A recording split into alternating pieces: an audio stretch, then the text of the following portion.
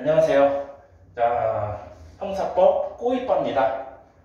자, 오늘부터 절도죄 첫 번째 절도죄 파트를 진행을 하도록 하겠습니다.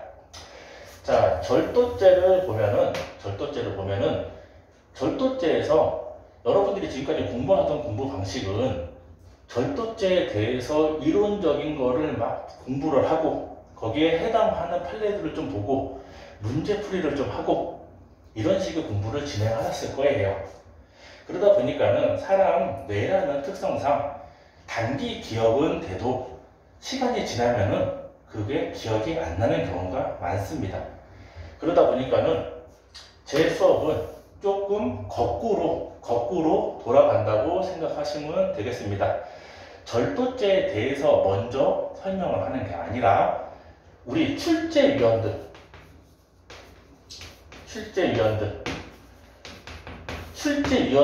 절도죄에서 도대체 뭘 물어볼 거냐, 뭘 물어볼 건지를 알고 지문을 읽는다면은 틀릴 리가 없습니다.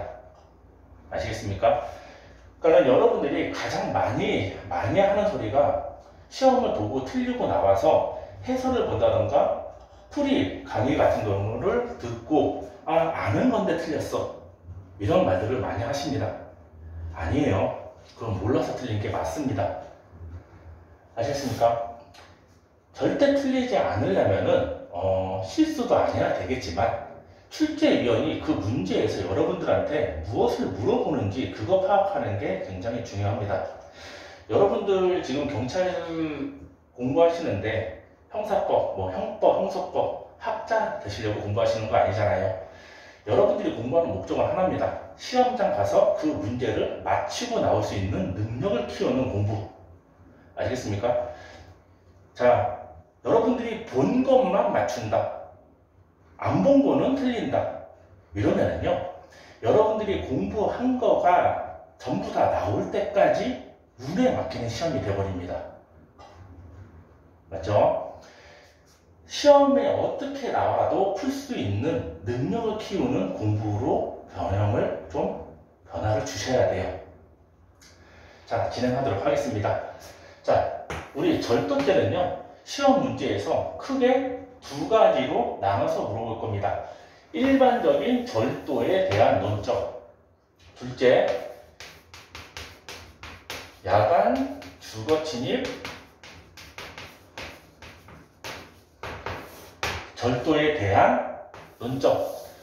크게 이 두 가지만 잡으시면은 절도죄는 크게 어렵지 않으리라고 생각합니다.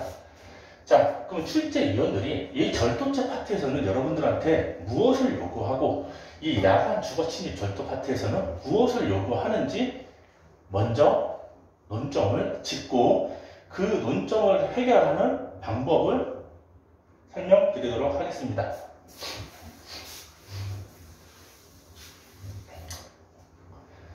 자, 절도가 여러분 뭔가요? 법률 용어는 제가 최대한 안 쓰도록 하겠습니다. 용어 때문에 시험 지문이 안 읽힌다, 그런 일은 없도록 제가 만들어 드릴 테니까는 잘 믿고 따라오시기 바랍니다. 자, 절도죄가 뭔가요? 쉽게 말해서 남의 거, 그쵸? 남의 거 훔치는 거, 그쵸? 남의 거를 훔치는 게 절도입니다. 그렇죠? 그거를 가지고 우리가 절도죄, 우리 이제 법 공부하니까는 이런 식으로 표현을 합니다. 남의 거니까는 타인이다. 맞습니까? 훔치는 거니까는 걔한테, 그 피해자한테 허락을 받고 갖고 왔다, 그냥 갖고 왔다? 그냥 갖고 왔다. 그러면 의사에 반한다. 왜 갖고 왔어요? 먹을 거면은 내가 먹으려고, 돈이면 내가 쓰려고. 그러겠죠? 자, 대전제를 먼저 말씀드릴게요. 제3범죄를 저지르는 이유가 뭔가요? 내가 쓰려고. 맞습니까? 그럼 내가 쓰려고 훔치고, 내가 쓰려고 강도하고, 내가 쓰려고 사기치고, 내가 쓰려고 횡령하고 하는 거기 때문에 내가 어떻게 쓰는지에 대해서는 묻지 않아요. 아셨어요? 그러니까 그거를 기출로 많은 문제화가 돼 있는데 그거는 나중에 손을 보도록 하겠습니다. 자, 그러면은 남의 거다, 타인 거다. 그쵸? 그럼 의사에 반해서 내가 쓰겠다. 이걸 갖다가 뭐라고 표현한다? 불법 영득 의사다. 그쵸? 불법적으로 영득, 내가 가지겠다라는 뜻이죠. 맞습니까? 맞습니까? 자, 그러면은 절도죄는 남의 건데 의사에 반해서 내가 가지겠다라는 의사를 가지고 훔치는 걸 갖다가 말하는 겁니다. 어렵지 않죠? 자, 그러다 보니까는 우리 시험 문제에서 출제위원들이 이 남의 거, 타인 거냐 아니냐 이거에 대해서 여러분들한테 문제를 만들어낼 거고요. 의사에 반했냐 안 반했냐를 가지고 문제를 만들어낼 겁니다. 그리고 좀 많이 문제화되어 있는 게 불법 영득 의사에 관한 파트가 될 겁니다. 아시겠습니까? 자, 그러다 보니까 우리 절도죄 이제 논점 하나하나 짚어보도록 하겠습니다. 자, 여러분들이 한번 말을 해보세요. 절도죄를 범하려면은 누구 거? 남의 거. 그쵸? 타인. 맞습니까? 자, 여기서 남의 거, 타인이라는 거는 남의 소유여야 되고요. 점유도 타인 점유여야 합니다. 만약에 남의 소유의 것을 본인이 갖고 있다 그러면은 나중에 우리 저 뒤에서 배울 횡령죄가 돼버릴 거예요. 누구 거? 남의 거. 누가 갖고 있어야 된다? 남이 갖고 있어야 된다. 근데 여기서 한 가지 유념할 거는 이 점유자가 소유자의 필요는 없습니다. 무슨 말이냐? A라는 사람이 돈을 갖고 있습니다. B가 이 A의 돈을 가지고 갔다고 합시다. 그러면 타인 소유, 타인 점유, 절도죄가 되는데 A가 C라는 사람한테 맡긴 돈이에요. 근데 이 B가 이 돈을 가지고 갔다고 본다면 이 돈은 누구 돈? A 소유 돈. 누구 점유? C 점유. B 눈으로 봤을 때는 타인 소유, 타인 점유이기 때문에 여전히 절도죄가 됩니다. 아시겠습니까? 이 타인 점유가 반드시 그 소유자가 갖고 있는 점유일 필요는 없어요. 이해하셨죠? 그러면 남의 거냐 아니냐, 타인 소유의 거냐 아니냐, 이거를 출제위원들이 여러분들한테 물어볼 거고요. 둘째, 절도죄에서 훔칠 수 있는 거를 뭐라고 표현할까요?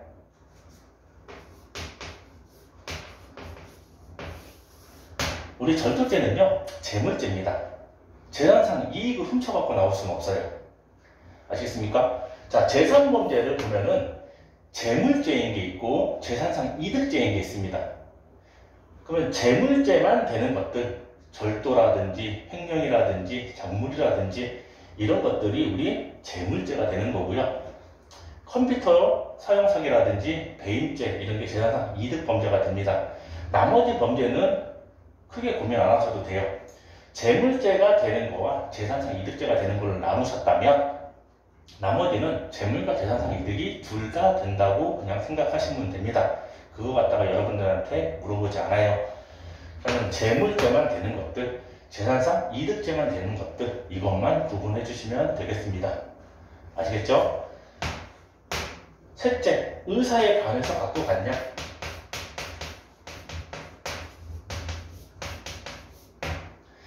당연히 의사에 반해서 갖고 와야지 절도가 되겠죠?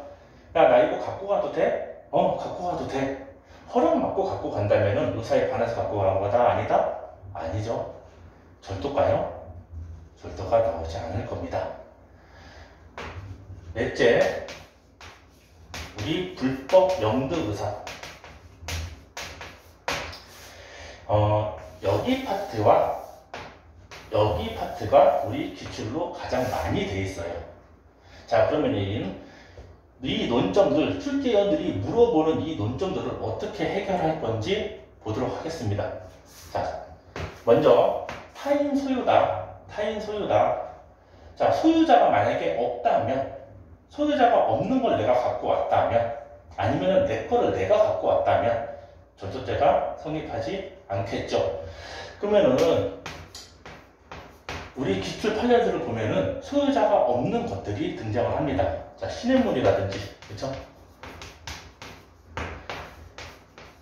자연적으로 뭔가 생기는 것들. 자, 기출을 보면은 자연 번식하는 송이버섯, 뭐 바지락, 그렇죠? 뭐 자연적으로 뭐 생성되는 것들, 이런 것들이 단어별로 나오는데 이거 하나하나 다 따로 암기하는 거 아닙니다. 자연적으로 생기는 거 누구 소유? 소유자가 없어요. 그렇죠? 소유자가 없습니다. 그러면은 타인 소유가 아니기 때문에 절도죄가 성립하지 않는 거예요. 자, 보세요. 시냇물 누구 소유입니까? 시냇물이 강으로 흘러들어가서 강에서 바다로 나갔다. 그럼 이 시냇물이 뭐 국가다 이렇게 말씀하시는 수험생들도 있는데, 그러면은 그 시냇물이 태평양으로 빠져나갔다면 그럼 태평양도 우리나라 건가요? 말도 안 되는 소리죠.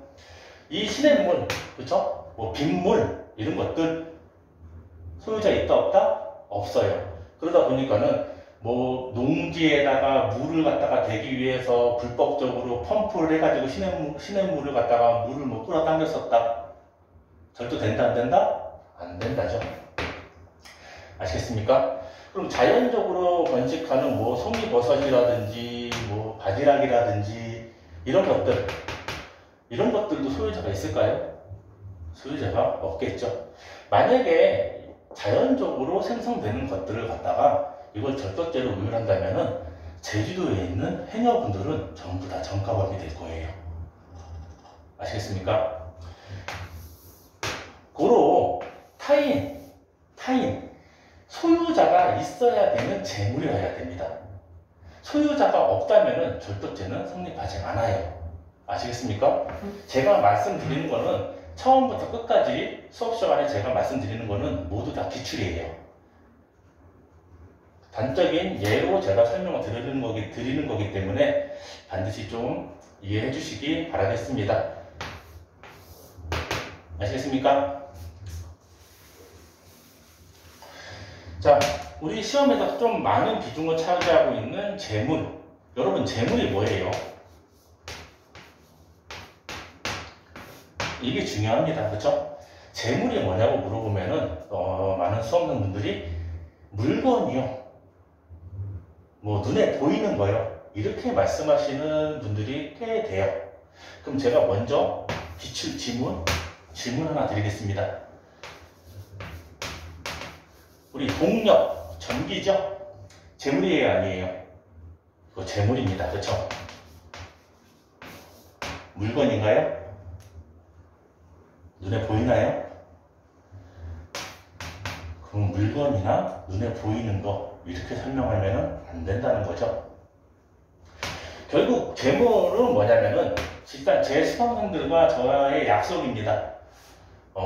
정확한 정의는 아니에요. 근데 우리가 문제를 풀 수 있게끔 문제 푸는 능력을 키우는 수업이기 때문에 저를 믿고 따라오시겠다면 제가 시키는 대로 해주시기 바랍니다. 재물이 뭐냐? 우리 이렇게 약속합시다. 소모성 있는 걸 갖다가 재물이라고 정의를 좀 해봅시다. 소모가 뭐예요? 써서 없어지는 것들을 갖다가 우리 재물이라고 표현을 지금부터 하는 거예요. 자, 그러면은 돈 써서 없어져요, 안 없어져요? 없어지죠? 자, 동력, 전기 쓰면 없어져요, 안 없어져요? 없어집니다. 그러니까는 전기가 부족하니까는 발전소를 더 세우고 하는 거겠죠. 정전도 되고. 아시겠습니까? 써서 없어지는 것들. 옷도 마찬가지죠. 옷 재물이 아니에요. 옷을 여러분들이 새 옷을 100만원 주고 샀어요. 그리고 그 다음날 중고로 판다면은 100만원 받을 수 있나요? 못 받죠. 그렇죠? 30% 50% 할인된 가격으로 내놔야지 사갈 겁니다. 한 번만 입어도 중고가 돼버려서 그래요. 그렇죠? 그러면은 옷에 있는 섬유가 하나라도, 한 올이라도 마모가 됐다. 그것도 소모가 일어나는 겁니다. 아시겠습니까? 소모성이 있는 거, 써서 없어지는 거를 지금부터 우리는 재물이라고 표현을 할 겁니다. 그러면은 재물은 어떤 식으로 우리가 기출해서 접할 수 있을까요? 자, 회사의 설계 도면 파일, 컴퓨터 안에 있는 설계 도면 파일을 다운받아갖고 갖고 나왔다. 컴퓨터 안에 있는 그 설계 도면 없어졌습니까? 소모됐나요? 아니죠. 재물이 아닙니다. 그래서 절도죄가 성립하지 않아요. 무슨 말씀인지 아시겠습니까? 재물은 써가지고 없어지는 것들, 썼는데 없어지지 않았다면 재물이 아닌 겁니다. 또 단점은 우리 기출로 또 뭐가 있을까요? 남의 전화기 갖다가 전화통화한 거, 요금이 부과되는 거지 내가 전화통화를 했다고 그 주인이 전화통화를 못하게 되진 않습니다. 전화통화가 소모되는 거가 아니에요. 이것도 재물이 아닌 거가 되겠죠. 재물이냐 아니냐 굉장히 여러분들한테 많이 물어보는 기출 질문들이에요. 아시겠습니까? 자, 다음 의사에 반해서 갖고 가냐 안 갖고 갔냐인데, 의사에 반해서 갖고 가야지 우리 절도죄가 부정하겠죠. 갖고 가란다고 갖고 갔으면 절도죄가 나오지 않습니다. 다만 우리 여기에서 양해나 승낙의 개념은요 지금 여기서 정리하지 않겠습니다. 혹자들은 이렇게 공부를 하죠. 양해는 구성요건 조각 사유고 승낙은 위법성 조각 사유다. 그거는 양해랑 승낙을 구분했을 때 문제를 풀 수 있는 방법이 되는 거고요. 그냥 지문을 봤을 때 이게 양해인지 승낙인지 구별하기가 쉽지가 않습니다. 왜 그럴까요? 양해도 오케이 한 거예요, 안 한 거예요? 한 거죠. 승낙도 오케이 한 거예요, 안 한 거예요? 한 거죠. 양해가요, 큰 승낙의 범위 안에 들어와 있는 단어예요, 사실은. 그러다 보니까는 우리가 대법원 판례에서 이거를 양해로 봤다, 승낙으로 봤다, 그 다음 조각되는 사유는 그 다음 공부하는 거지, 지문을 봤을 때 이게 양해냐 승낙이냐 정확하게 나누기가 쉽지가 않습니다. 양해 승낙 문제는 좀 뒤로 빼가지고 설명을 드리기로 하겠습니다.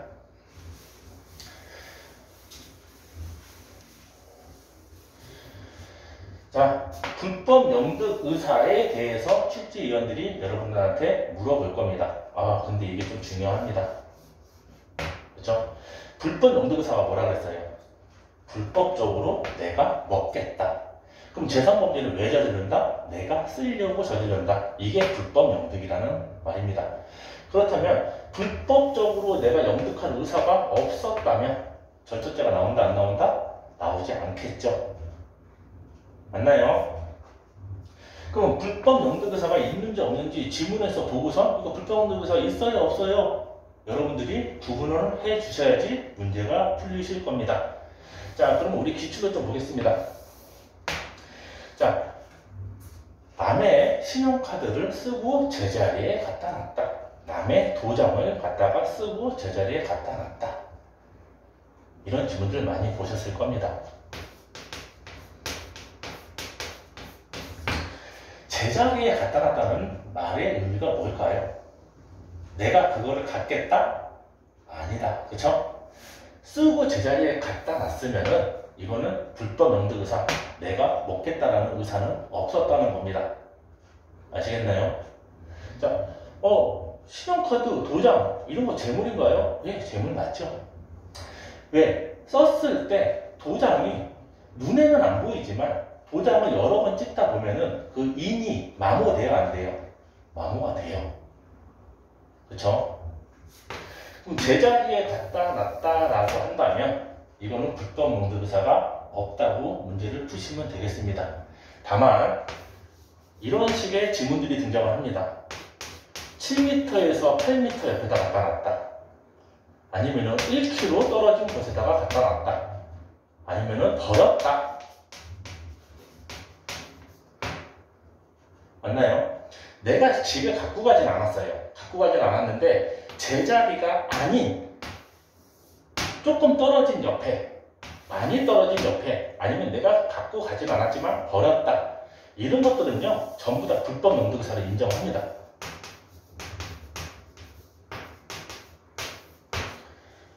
아시겠습니까? 그러다 보니까 대표적인 판례가 뭐 어떤 게 등장을 할까요? 남의 휴대전화기를 화분 밑에다가 넣어놨다. 제자리인가요? 아니겠죠? 그럼 불법 용도사가 있다 없다? 있다. 그래서 절도죄가 인정이 됩니다. 아시겠습니까? 이 제자리에다가 갖다 놨으면 내가 먹겠다 안 먹겠다? 먹겠다라는 의사가 없다라는 거예요. 아시겠습니까? 또 다른 표현으로 뭐 항의의 표시로 갖고 갔다. 맞나요? 아니면은 내 건 줄 알고 갖고 갔다. 내 건 줄 알고 갖고 갔다? 자, 절도죄는요. 제가 수없이 언급을 하겠지만 우리 형법은 9가지 과실범 빼고는 죄다 고의범이라고 보시면 됩니다. 그러면 남의 거를 내가 불법 용도의사를 가지고 갖고 가는 이 고의, 이게 있어야지 절도가 성립을 하게 되겠죠. 근데 내 건 줄 알고 갖고 왔으면 절도의 고의가 있었나요? 고의가 없는 거가 돼버립니다. 아시겠습니까? 자, 그런데 여러분들을 좀 당황스럽게 하는 판례가 하나가 등장을 합니다. 뭘까요? 분명히 제자리에다가 갖다 놓으면은 내가 쓴다는 거, 내가 먹겠다는 거 아닌데 제자리에 갖다 놨는데 불법 용도의사가 인정돼서 절도죄가 성립되는 판례가 있죠. 그게 뭘까요?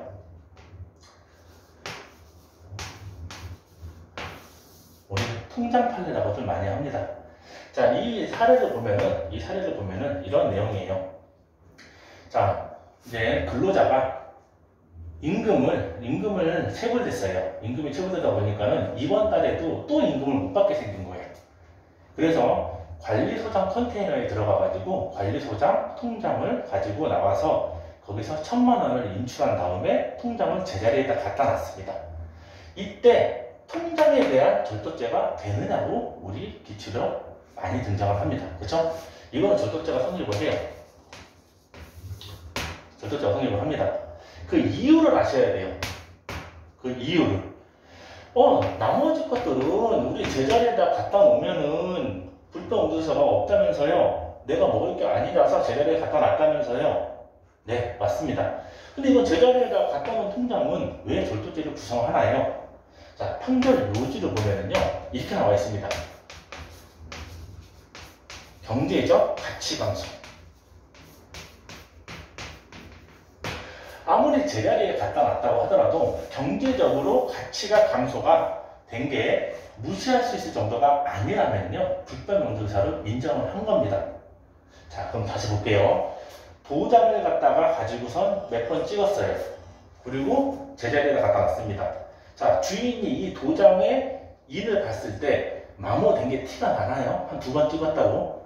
아니죠? 한 수천만 원 찍어야지 이게 마모가 돼가지고 좀 뭉그러질 거예요. 맞습니까? 근데 통장을 볼게요. 통장 같은 경우에 마이너스 1000만 원을 빼면요, 통장을 딱 열면은 출금할 수 있는 잔액이 1000만 원이 줄어든 상태의 잔액이 표시가 되어 있습니다. 그러면 그만큼 경제적 가치 감소가 무시할 수 있을 정도가 아니라는 소리예요. 무슨 말씀인지 알겠습니까? 제자리에 갖다 놓으면 내가 먹겠다 안 먹겠다? 안 먹겠다가 맞습니다. 그런데 이 통장 판례 같은 경우에는 잔액이 그만큼 줄어있는 게 인쇄가 돼갖고 나오죠. 인쇄가 돼갖고 나오다 보니까는 내가 출금할 수 있는 잔액이 많이 줄어갖고 나왔다는 거예요. 그래서 판결 요지를 보면은 경제적 가치 감소가 무시할 수 있을 정도가 아니라면 불법 용도의사를 인정했다 안 했다? 인정을 했습니다. 아시겠습니까? 그러면 말을 조금 바꿔볼게요. 경제적 가치 감소가 무시할 정도라면 불법 용도의사가 인정한다 안 한다? 안 한다가 돼야 돼요. 그렇죠? 도장이라든지 카드 같은 경우. 그렇죠? 0.000000001mm 마모된 거, 그거 무시할 수 있을 정도 맞죠? 그래서 불법 용도의사를 인정하지 않는 경우가 되겠습니다. 이해하셨습니까? 자, 우리 여기까지는 우리가 출제위원들이 여러분들한테 절도죄에서 물어보는 논점을 갖다가 정리를 했습니다. 정리를 했다면 이제는 조금 우리 난이도를 높여볼게요. 밑바닥부터 저 위에 문제까지 풀 수 있는 난이도를 갖다가 여러분들한테 보여드려야 되고, 여러분들이 고득점 받으려면 누구나 다 맞출 수 있는 거, 그런 거 말고도 많은 좀 난이도가 있는 것들도 맞추셔야 되는 겁니다. 자, 그럼 볼게요. 우리 불법 연득 의사, 이거가 적극과 소극으로 나눠집니다. 처음 들어보시는 분들도 계실 거예요. 왜? 우리 경찰 시험에서는요, 이 적극과 소극, 이걸로 아직 문제화 된 적이 없어요. 근데 다른 기출에서는 이거를 손을 댔습니다. 그래서 우리 경찰 시험에서도 언제든지 이거를 손을 댈 수 있다. 알겠습니까? 이 불법 연득 의사를 적극과 소극으로 나누는데, 적극은 뭐냐면요, 좀 잘 이해해 보세요.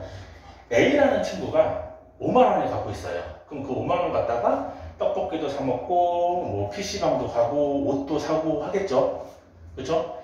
그거를 갖다가 지가 쓸 수 있는, 그 A라는 친구가 지 거니까, 지 돈이니까 쓸 수 있는 권리가 있다는 겁니다. 맞죠? 그런데 B라는 사람이 그 A의 돈 5만원을 가지고 옵니다. 맞습니까? 누구 돈? 남의 돈. 재물이에요? 맞죠? 의사에 관해서 몰래 갖고 왔습니다. 맞습니까? 지가 쳐먹겠다라는 의사를 가지고 일단 절도죄가 성립은 하는데, 적극과 소극으로 나눠서 보겠습니다. 이거를 어떻게? 적극적인 요소는 불법 연득 의사의 적극적인 요소는 그 사람, A라는 사람이 5만원을 쓸 수 있는 그 권리를 뺏는 거예요. 다시 말해서 저 사람이 그 5만원 갖다가 떡볶이를 마음대로 사 먹을 수 있었어. 그러니까 내가 그 5만원을 훔쳐와서 내가 그 돈 갖다가 떡볶이 사 먹는 거예요. A가 누릴 수 있는 권리를 내가 누리겠다. 그 권리를 내가 누리겠다. 이게 적극적인 겁니다. 그럼 소극은 뭘까요? 소극은 이렇게 소극이에요. 그 A라는 친구가 5만원 갖고 있는데 나는 그 돈 갖다가 떡볶이 사 먹을 생각이 없어요. 다만 그 A라는 친구가 그 돈 갖다가 떡볶이 사 먹는 거가 너무 싫은 거야. 내가 안 먹어도 돼. A라는 친구만 그 떡볶이를 5만원 갖다가 못 사 먹게끔 막고 싶어요. 이게 소극이에요. 어떻게 표현을 하냐면은, 소극은 그 권리자한테 배제를 시킨다고 표현을 합니다. 아시겠습니까? 자, 그러면은 타인의 거를, 그 권리를 내가 그대로 사용하겠다라고 생각을 하고 갖고 온다면 이게 적극. 내가 권리를 갖고 올 필요 없어. 네가 쓰는 게 싫어. 너만은 그걸 못 쓰게 만들고 싶어. 이게 소극이에요. 자, 근데 우리 판례는요, 이 적극과 소극을 둘 다 인정을 하고 둘 다 봅니다. 그래서 여러분들 경찰 기출을 보시면은 적극과 소극을요, 그냥 한 줄로, 그죠? 한 지문에다가 다 맞는 지문처럼 써놨어요. 그래서 크게 지금까지 여러분들이 고민할 사항이 아니었습니다. 근데 모 기출에서 등장을 해버렸죠. 말을 바꿔서. 적극은 권리자한테 배제시키는 거고, 소극은 권리자의 그 권한을 그대로 사용하려는 거다. OX? X. 말 바꿔서 냈죠. 무슨 말씀인지 알겠습니까? 적극을 소극으로, 소극을 적극으로 바꿔서 낸 기출이 있습니다. 우리 경찰 시험에도 언제든지 등장할 수 있는 문제이기 때문에 조금 이해를 요하는 바입니다. 아시겠죠? 적극은 뭐다? 불법 연득의사의 적극적인 요소는 뭐다? 그 피해자의 권리를 내가 그대로 행사하겠다. 이해됐나요? 소극은 뭐다? 그 권리를 내가 행사하려고 하는 게 아니라 니는 못 쓰게끔 만들고 싶다. 그 배제라는 단어를 써요. 이해하셨으리라고 믿겠습니다. 꼭 좀 이해해 주셔야 돼요. 아시겠습니까? 그럼 불법 연득의사를 우리 적극과 소극으로 나눈다. 이것까지 우리가 터치를 했고요. 자, 다음. 자, 어떤 지문들을 여러분들이 기출 지문들을 봤을 때 이거 사기 같은데 왜 절도라 그러지? 이거 절도는 아닌 것 같은데 다른 지문까지는 모르겠어. 아, 근데 왜 이거 절도라 그러지? 이러한 지문들이 등장을 하게 될 겁니다. 자, 그거는요, 여러분들이 뭘 제대로 못 잡아서 그러신 거냐면은 이 점유라는 거를 갖다가 제대로 못 잡으셔서 그래요.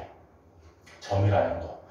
이 점유, 우리 절도죄에서는 점유는 어마어마하게 중요한 논점이 됩니다. 아시겠습니까? 왜? 남의 소유, 남의 점유권을 갖고 왔을 때 절도라면서요. 그러면은 점유를 어디까지 인정할 거냐가 우리 기출문제로 많이 표현이 되어 있습니다. 그러면은 지금부터 우리 점유에 대해서 공부를 조금 하도록 하겠습니다. 자, 이것도 저랑 좀 약속을 하시죠. 점유, 저랑 약속. 이거 뭐예요? 눈이에요, 눈. 저 그림을 못 그립니다. 눈. 이 피해자나 점유자나 이 자기 눈 안에 범위에 들어가 있는 것 같은 경우를 점유권을 인정을 합니다. 무슨 말이냐? 자, 여러분들이 주머니에 지갑을 넣어놓고 다니는 거를 누가 갖고 가면 당연히 절도겠죠? 맞나요?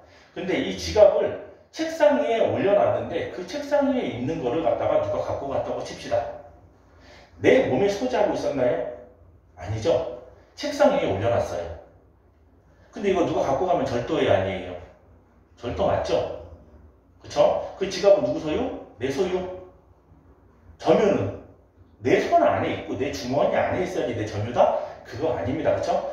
내가 보이는 범위 안에 있으면은 내 점유를 인정하기 때문에 누가 책상 위에 올려져 있는 지갑을 갖고 가면은 절도죄가 돼요. 아시겠어요? 그러면은 우리 눈 굉장히 중요한 겁니다. 자, 그러면은 예를 조금 들어볼게요. 자, 여러분들이 편의점에서 알바를 한다고 생각을 해봅시다. 자, 옆에 사장님이 계시는데 금고통을 열어서 10,000원짜리 한 장을 주머니에 넣었어요. 죄명, 절도, 횡령. 절도가 되겠죠? 왜? 사장 눈 안에 들어가 있는 범주니까. 사장의 점유입니다, 여전히. 아시겠습니까? 그런데 사장이 야간에 이제 퇴근을 하고 여러분 혼자만 알바생으로 편의점을 지키고 있어요. 그때 금고통에서 돈을 뺍니다. 이건 뭐가 될까요? 횡령이 되는 겁니다. 아시겠습니까? 자, 옛날 기출로 보면은, 전통적으로 옛날 기출로 보면은 이런 질문들이 있어요.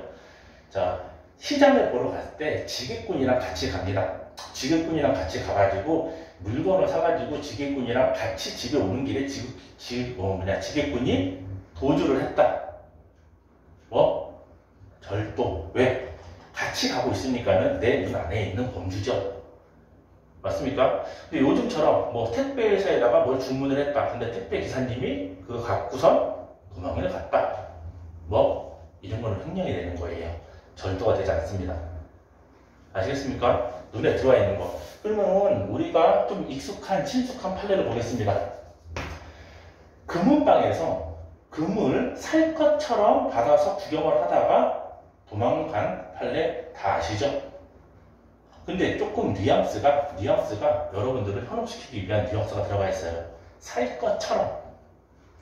그래서 이거 사기 아닌가요? 이렇게 생각할 수 있습니다. 사기죄는 우리 재산범죄의 끝이에요. 사기죄 파트 가서 다시 잡을 건데 결론만 말씀드리면은 사기죄 같은 경우에는 처분행위라는 게 필요합니다. 속았다면은 그거에 대한 처분행위가 필요해요. 금은방 점원이 속아서 처분행위한 게 아니죠. 자, 우리는 간단하게 풉니다. 눈, 점유, 그쵸?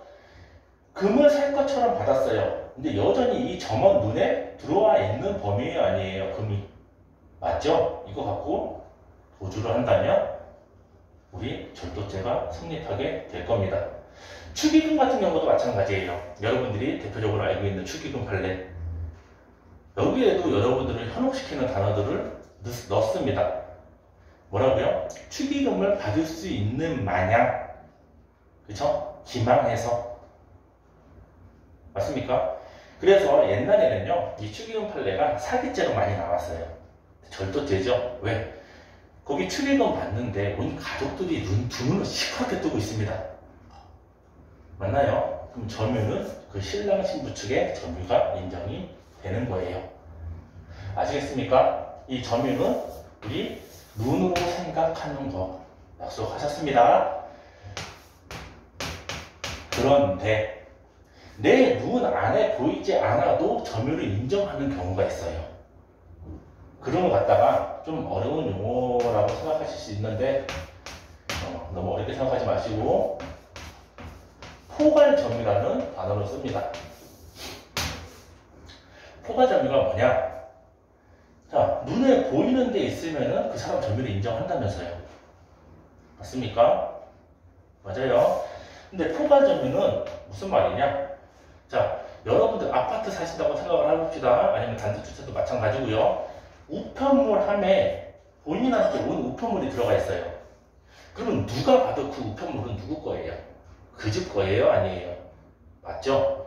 근데 우체부 아저씨가 우체부 아저씨나 택배 기사님이 물건을 몇 시에 놔두고 갔는지 아십니까? 모르죠. 그렇죠? 아직 내 눈안에 들어오진 않았어요.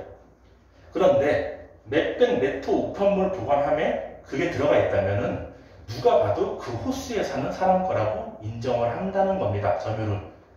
단적인 예로 우유나 우리 신문 같은 경우가 있을 거예요. 우유 아주머니 그리고 뭐 신문 배달하시는 분 몇 시, 새벽 몇 시에 왔는지 여러분들 아십니까? 주무시고 계셔서 모르죠. 근데 그 집 앞에 걸려져 있다. 그러면은 그 집 겁니다. 이런 거 갖다가 우리 포괄점유라는 표현을 해요. 포괄점유 우리 판례 인정한다 안 한다? 인정하니까는 남의 집 우유 훔쳐먹거나 남의 집 신문 갖고 오면은 절도죄가 되실 겁니다. 아시겠습니까? 그러면은 우리 점유, 우리 눈을 뜨고 본다. 됐습니까? 그러면은 이 눈 갖다가 조금 더 고민을 해볼게요. 자, 여러분들 고속버스라든지 지하철 여기에다가 누군가가 놔두고 나온 물건을 가지고 가면은 점탈이라고 공부하셨을 겁니다.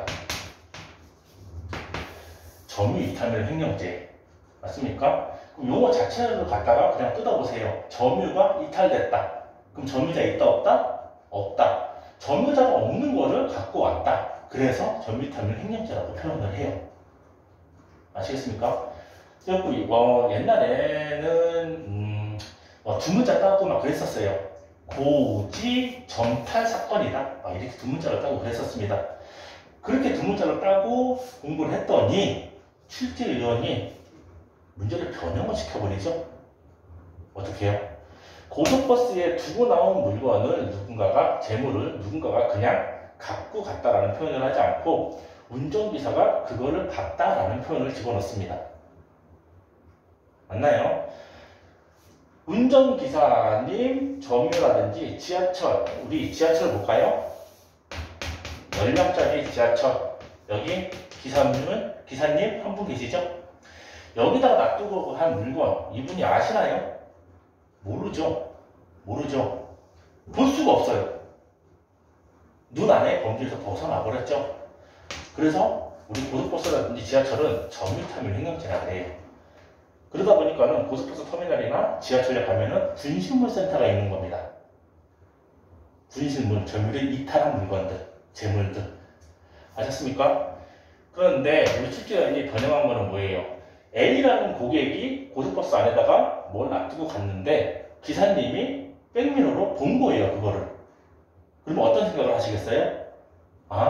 운행 끝나고 분실물센터에다가 접수해야지. 경찰한테 신고해야지. 맞습니까? 그럼 백미러로 보는 순간 이 기사님의 눈 범죄 안에 들어왔어요? 안 들어왔어요? 들어왔죠? 맞습니까? 그때부터 기사님의 점유가 인정이 돼버려요. 그래서 이때 갖고 가버리면은 이거는 절도죄가 성립을 하는 겁니다. 이해하셨습니까? 자, 그러면 우리 크게 보면은 이 정도는 우리 뭐 시냇물이라든지 뭐 자연적으로 번식하는 거 타인권이 아니냐, 이거는요 암기하는 게 아니고요, 여러분들의 지문에서 봤을 때 남의 권이 아니냐 정도는 구분하실 수 있으실 겁니다. 맞습니까? 재물이냐 아니냐, 이거 조금 집중해갖고 공부해 주셔야 돼요. 아셨습니까? 재물 뭐라고요? 우리 뭐라고 약속했죠? 써서 없어지는 거, 소모되는 거. 아시겠습니까? 약속했어요. 자, 의사에 반해서 갖고 가야 되는 거 당연한 소리고요. 빅번 연득 의사에 대해서는 조금 많은 논점들을 우리가 접했습니다. 적극이냐 소극이냐, 여기까지 여러분들이 손을 좀 대주셔야 될 것 같아요. 앞으로의 추세를 보면은. 아시겠습니까? 그리고 우리 점유, 눈 안에 들어와 있는 범위 안에서의 점유권을 인정을 하더라. 됐나요?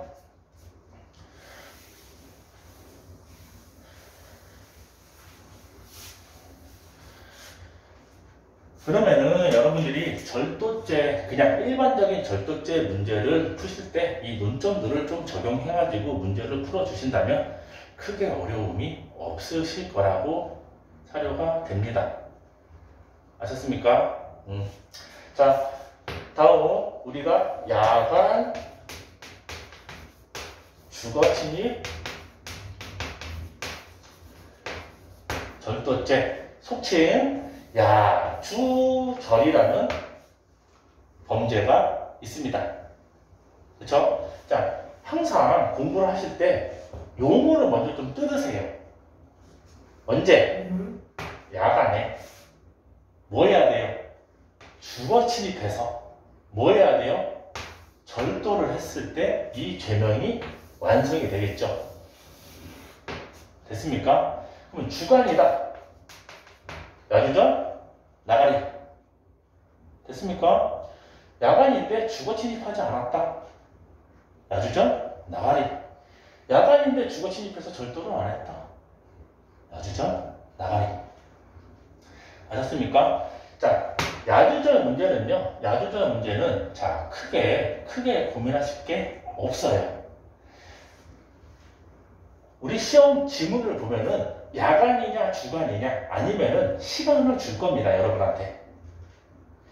그 주간이냐 야간이냐 이거를 구별하시면은 그게 답이에요. 아시겠어요? 무슨 말이에요? 지금부터 보세요.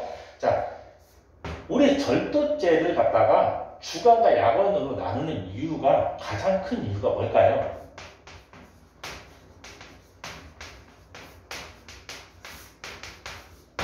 실행의 착수 시기를 달리 봅니다. 주간 같은 경우에는 실행 착수 시기를 언제로 본다? 우리 물색 행위시로 보고요.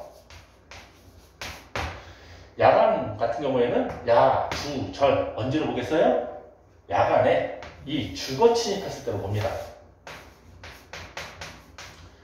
야간은 주거 침입 시. 아시겠습니까? 그래서 우리 시험 문제에 주간이다, 야간이다, 아니면은 몇 시이다 이렇게 준답니다. 그렇죠? 이렇게 주면은 물색 행위가 주간이라면 있어야지 절도죄가 시작이 될 거고요. 야간이라면 주거 침입이 있어야지 실행 착수가 뭐냐? 그 범죄의 시작을 얘기하는 거예요. 시작. 아시겠습니까? 그럼 실행 착수가 없다는 소리는 그 범죄를 시도 자체가 안 하는 겁니다. 다시, 주간인데 물색 행위가 없었대요. 그럼 절도죄 시작했어요, 안 했어요? 안 했죠? 근데 우리 지문에 맨날 뭐 절도 미수다 이런 식으로 이제 속이려고 애를 씁니다. 맞습니까? 야간에는 물색행위 필요해요, 안 필요해요? 안 필요해요. 야주절, 주거 침입 시에 우리 실행의 착수로 봅니다. 아셨습니까? 자, 그럼 볼게요. 이걸 왜 이렇게 했을까요? 자, 봐봐요. 지금까지 한 번도 여러분들이 고민해 보지 않은 거를 갖다가 제가 지금 말씀을 드릴 건데, 좀 이해를 해주시면은, 당연하구나. 그렇구나. 이렇게 그냥 받아들이시면 됩니다. 자, 여러분들이 낮에 오후 2시에 어떤 백화점을 들어갑니다. 이 백화점에 다 장사하고 있겠죠? 그렇죠? 물건들 다 팔고 있을 겁니다. 근데 여러분들은 절도를 고의를 가지고 들어갔어요. 들어가가지고 층층마다 돌아보고 그냥 나왔습니다. 됐나요? 근데 여기 앞에서 경찰관이 기다리고 있어요. 너 절도 고의를 가지고 들어갔지? 너 지금 물세킹 하고 나온 거지? 너 절도 미수야. 체포. 경찰관 하면 안 됩니다. 그쵸? 얘가 절도에 고의가 있었는지 없었는지 눈에 보이나요? 안 보이죠? 그리고 여러분들이 뭘 훔칠지 층층마다 돌아다녔잖아요. 이거 물색행위 아닌가요? 이렇게 물어보시는 성분들이 은근히 많아요. 그러면 이 물색행위에 대해서 제가 정확하게 개념을 좀 잡아드리고 계속 설명 이어가도록 하겠습니다. 자, 여러분들이 차량 동전털이범이에요. 그래갖고 공용주차장을 가가지고 오늘은 어떤 차를 털까 하고 차를 고릅니다. 이거 물색행위예요, 아니에요? 이거는 물색행위라고 생각하는 친구들이 굉장히 많습니다.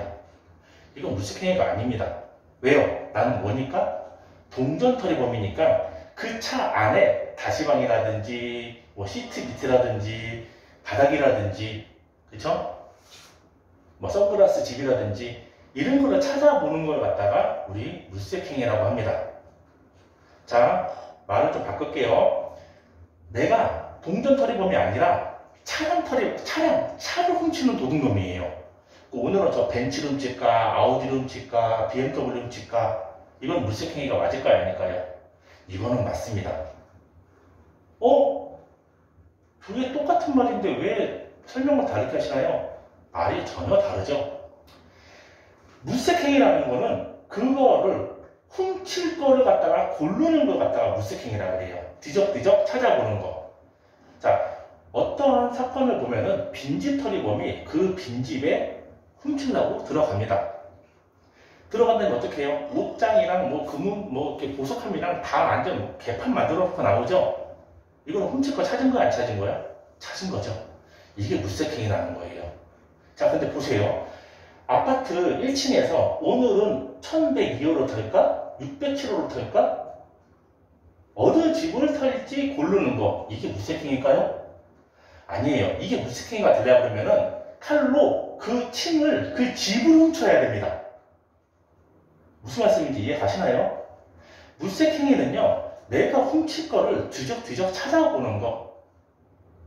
아시겠어요? 내가 훔칠 거를 찾아보는 걸 갖다가 물색행위라고 해요. 오늘은 어떤 집을 털까? 그러면 그게 물색행위가 되려고 그러면은 그 집을 통째로 잘라갖고 갖고 나와야 돼요. 근데 그런 동능 없죠? 그 집에 들어가서 옷장도 열어보고 다 뒤적뒤적 해보고 이게 물색행위라는 겁니다. 그러면 아까 침의 설명으로 돌아갈게요. 나는 차량 동전털이범입니다. 그러면 그 차량 내부를 동전이 있는지 없는지 뒤적뒤적 하는 게 물색행위예요. 오늘 어떤 차를 털지 이거는 물색행위가 아닙니다. 아시겠습니까? 그럼 동전털이범이 오늘은 어떤 차를 털지 결정을 하고 안 털었어요. 그럼 물색행위 있었다 없었다? 없었던 거예요. 그래서 절도죄 미수가 나오지 않습니다. 물색행위의 개념 아시겠나요? 내가 어떤 거를 갖다가 찾아보는 거, 뭐를 훔칠 거를 맞나요? 그러면 아파트 1층에서 오늘 훔칠 집을 고르는 거는 내가 훔칠 거가 집이어야 된다는 소리예요. 집을 어떻게 훔쳐요? 그 물색행위? 아닌 거죠. 무슨 말씀인지 알겠습니까? 우리 기출로 등장했었어요. 주차장에서 동전처리범이 차량을 갖다가 대상을 찾는 거. 그 물색행위는 아니다? 아니다. 아시겠습니까? 그 내부에 뒤적뒤적 해보는 걸 갖다가 물색행위라고 합니다. 그러면은 여기 백화점을 층층마다 돌아다녔대요. 그럼 여기 옷가게도 있고 뭐 명품 백 뭐 파는 데도 있고 금은방도 있고 했을 거 아니에요. 그럼 이 금은방 자체를 털려고 들어간 겁니까? 이 금은방을 잘라갖고 갖고 나오려고? 아니면 명품 매장을 잘라갖고 칼로 잘라갖고 갖고 나오려고 들어간 거예요? 아니죠. 이거 물색행위 있었다 없었다? 이거 물색행위 없었던 겁니다. 물색행위가 되려고 그러면은 이 매장 들어가서 훔칠 명품백을 찾아봤어야 돼요. 오늘은 어디를 털지? 돌아다니는 거는 아이 쇼핑. 구경하고 다닌 거죠. 그냥 이건 물색행위라고 하지 않습니다.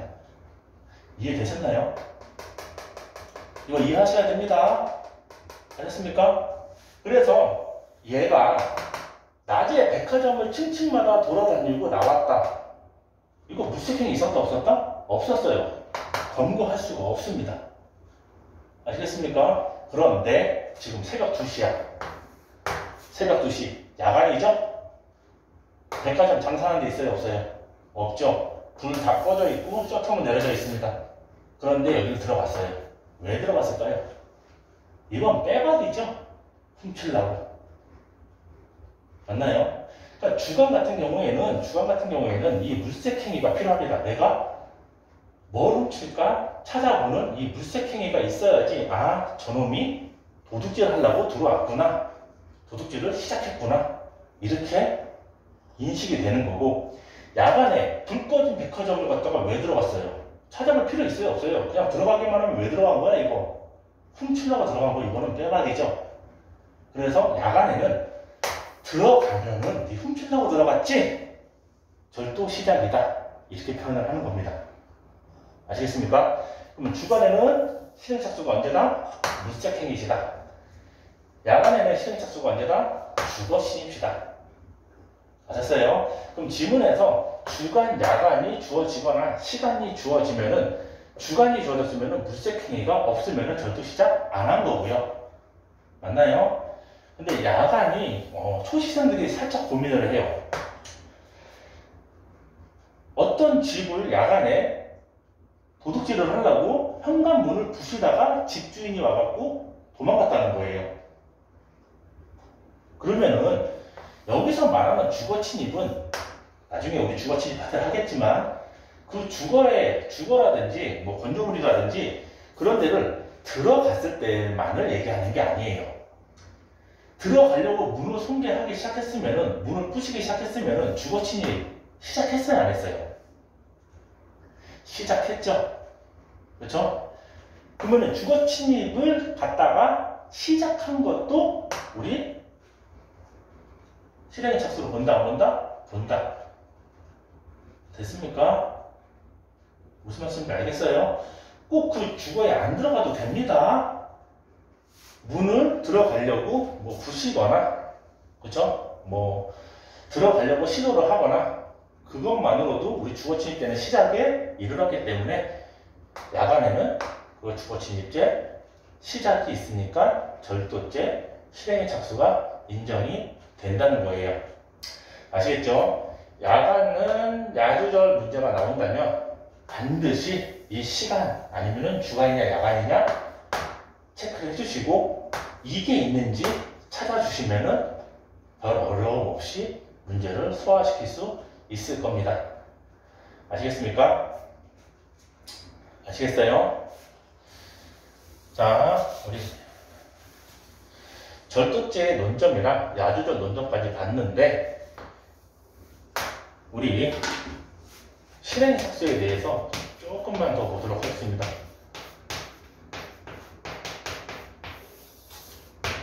실행착수.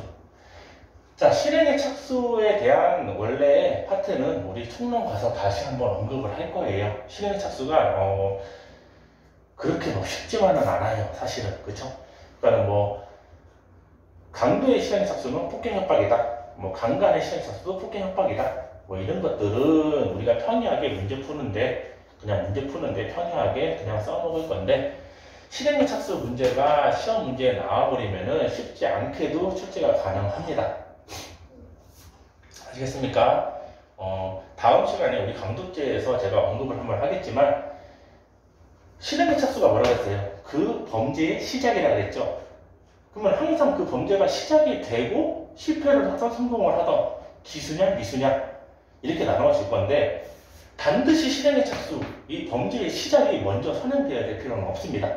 이거는 강도죄 가가지고 우리 한번 터치를 한번 하도록 할 거고요. 또 전 기출을 보면은 이런 말들이 있죠. 실행의 착수가 있었다. 그럼 범죄 시작했다 안 했다? 시작했다. 맞습니까? 그러면 실행의 착수가 있어갖고 성공하면은 기수, 실패하면 미수. 맞나요? 이게 일반적인 설명의 내용은 맞습니다. 그런데 우리가 나중에 우리 상해죄 배울 때 제가 동시범에 대한 논점을 잡아드리도록 하겠습니다. 수험생들이 조금 많이 좀 착각을 하시는 부분이에요. 동시범. 여러분들 동시범과 동시범 특례는 전혀 다른 겁니다.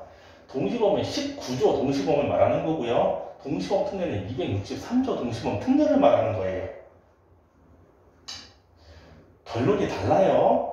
그냥 동시범, 19조 동시범은 각각 미수범으로 처벌하게끔 나올 거고요. 요건 다시 제가 설명드릴 겁니다. 동시범 할 때 절대 틀리지 않게끔 잡아드릴 거니까 기다려 주시고요.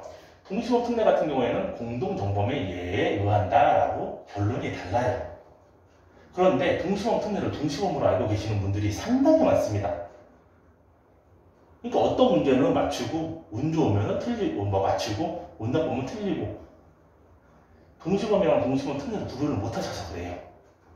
그거 한번 제가 잡아드릴 거니까는 그거는 좀 기다려 주시고요. 그럼 동시범을 갖다가 제대로 배운다면은 우리 전에 많이 정답률이 많이 낮았던 지문도 소화가 됩니다. 범행을 시작했다. 그런데 성공을 했다 칩시다. 맞습니까? 그러면은 이렇게 물어볼게요. 실행의 착수가 있었고 그 범죄가 완성이 됐습니다. 그러면은 반드시 기수일까요? 미수가 나올 수도 있어요. 이게 언제죠? 21년 2차인가요? 거기 등장했던 문제인데 동시범 지금 이거 설명 이해 못하셔도 됩니다. 아시는 분들은 복습 개념을 한번 보시고 제가 동시범 따로 다시 잡아드릴 거예요. 자, A, B가 동시 또는 이시에 각각 C를 칼로 찔렀대요. 살인의 고의를 가지고. 됐습니까? C가 그래서 죽었습니다. 됐나요? 근데 A 때문에 죽은 건지 B 때문에 죽은 건지 판명이 안 됐대요. 자, 그럼 봅시다. 둘 다 살인의 실행의 착수 있었어요? 없었어요? 살인의 고의를 가지고 칼로 찔렀으니까 있었어요? 없었어요? 있었겠죠? 자, 죽었어요. 결과 발생했어요? 안 했어요? 했죠? 그런데 각각 죄명 어떻게 나와요? 살인 미수로 나옵니다. 원인된 행위가 누구에 의한 건지 판명되지 않았기 때문에. 고로 결론은 실행의 착수가 있고 결과가 발생했다 그래가지고 100%다 기수는 아니다. 원래 기수가 맞습니다. 근데 우리 지문 뉘앙스를 잘 보셔야 돼요. 기출지문에 뭐라고 나왔냐면 어떠한 경우에도 기수범위 성립할 수 없다고 나왔습니다.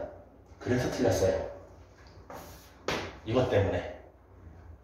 그러니까 실행의 착수가 각 파트에서 그냥 스쳐 지나가는 논점이 될 수는 있을지언정 실행의 착수 문제를 갖다가 출제를 갖다가 하게 되면은 난이도를 얼마든지 높일 수 있다는 거, 이거 꼭 좀 알아두시고, 자, 절도죄 하다가 조금 다른 파트를 갖다가 설명을 좀 드렸는데 마지막으로 우리 절도죄 실행의 착수 문제를 좀 풀도록 하겠습니다. 야교절의 내용이 원래 들어가 있는 건데요. 그거 크게 개의치하지 마시고요. 실행 착수가 있었는지 없었는지, 절도죄에서 실행 착수가 있었는지 없었는지 구분하는 문제들 많이 나오죠. 그거 암기하시는 분들이 많은데 그 안개하고 지문 안 나오면 어떡할 거예요? 그쵸?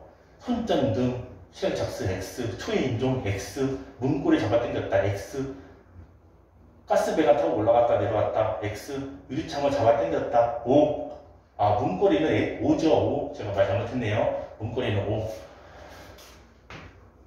그렇게 안 나오면 어떡할 건데요? 맞습니까? 자, 그래서 우리 또 약속을 합니다. 저랑 수업하면서 저와 여러분들과 하는 약속들이 꽤 많아요. 그렇죠? 암기하자는 게 아니고요. 이렇게 문제를 접근을 하자는 겁니다. 그러면 모르는 지문, 못 봤던 지문이 나와도 소화가 되니까요. 아시겠습니까? 어떻게 할 거냐? 여러분들이 어떠한 행위를 했을 때 문이 열리거나 문이 열릴 가능성이 있으면은 실행착수가 있는 거고요. 여러분들이 어떤 행위를 했는데 문이 안 열려요. 그럼 실행착수가 있다 없다? 없는 겁니다. 무슨 말씀인지 알겠습니까? 다시 여러분들이 어떤 행위를 했을 때 문이 열린다거나 열릴 가능성이 있으면 실행착수가 있는 거고요. 여러분들이 어떤 행위를 했는데 문이 안 열린다면 실행착수가 없는 겁니다. 아시겠어요? 자, 봅시다. 자, 손전등으로 차량 내부 보면은 문이 저절로 열리나요? 안 열리죠? 실행착수 나가리. 됐나요? 문이 열렸으면 들어가려고 자동차 손잡이를 잡아 당겼대요. 열리거나 열릴 가능성이 있는 거죠. 실행착수 O. 맞습니까? 맞아요. 문고리를 잡아 당겨봤다. 이런 것들이 나오면 실행착수가 있다. 어떤 행위를 했을 때 문이 열리거나 열릴 가능성이 있다면 실행착수 있는 거. 어떤 행위를 했는데 문이 안 열린다면 실행착수가 없는 거. 이렇게 구분해 주시면 될 것 같습니다. 자, 가스배관에 열심히 올라가요. 그럼 옆에 유리창이 막 열려요. 자동으로. 실행착수 있다 없다? 없다. 됐습니까? 그럼 유리창을 갖다가 잡아 당겨 봤을 때 열릴 가능성이 있어요? 없어요? 있죠. 실행착수 있다 없다? 있다. 다시 어떠한 행위를 했을 때 문이 열리거나 열릴 가능성이 있다면 실행착수가 있는 거가 될 거고요. 어떠한 행위를 했는데 문이 전혀 열릴 가능성 자체가 없다면 실행착수가 있다 없다? 없다라고 하시면은 모든 문제를 다 소화하실 수 있으실 겁니다. 아시겠습니까? 자, 제가 책을 갖고 유튜브를 찍는 게 아니에요. 그렇죠? 제가 원래 본 수업은 객관식 총론리로 진행을 하는데 책을 갖고 하는 게 아니기 때문에 각각에 대한 논점에서 조금 여러분들한테 친숙한 판례들로 제가 좀 예를 좀 들어드리는 것 뿐이고, 이 논점을 기출에 한번 적용해 갖고 꼭 풀어보시기 바랍니다. 아시겠습니까? 자, 오늘 절도죄 수업은 여기서 마치겠습니다. 그리고 다음 시간에 바로 강도 논점부터 잡고 들어갈 거고요. 강도에서는 우리 절도죄와 마찬가지로 강도에 대한 논점을 잡고, 야주강, 야간 주거침입 강도죄, 이거는 어렵진 않아요. 어렵진 않은데 여기에서 꼭 짚고 넘어가야 될 논점들이 있습니다. 왜? 주거침입 때문에 그래요. 그렇죠? 모의고사나 시험 문제 엄청 많이 나오죠. 주거침입이 어디에 포함되냐, 어디에 포함되지 않냐. 그렇죠? 이거 잡고 갈 거고요. 또 우리 강도죄의 꽃, 중강도. 그렇죠? 여러분들 절도범이 공직방, 상경, 강도범이 공직방, 실경, 이런 거 하지 마세요. 그렇죠? 아시겠습니까? 제가 설명을 이해 가게끔 설명을 드릴 거고요. 중강도랑 강도에 대해서는 우리가 좀 생각해 볼 논점들이 있습니다. 다음 시간에 강도로 찾아뵙겠습니다. 오늘 고생하셨습니다.